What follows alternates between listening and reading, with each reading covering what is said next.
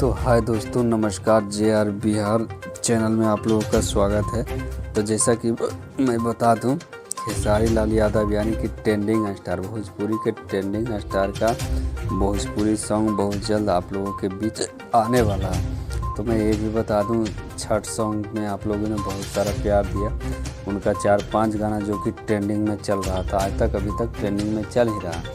तो आगे की जानकारी मैं देना चाहूँगा। उससे पहले जो हमारे चैनल पर नया है, चैनल को सब्सक्राइब कीजिए, वीडियो को लाइक कीजिए। तो मैं बता दूं, ट्रेंडिंग स्टार का बोल राधा बोल मूवी अभी रिलीज़ हुआ है, उसको आप लोगों ने देखा, उसमें बहुत सारा प्यार आप लोगों ने बरसाया।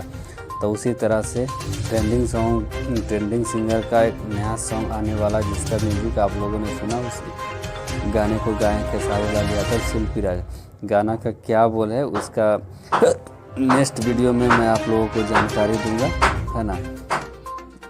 धन्यवाद।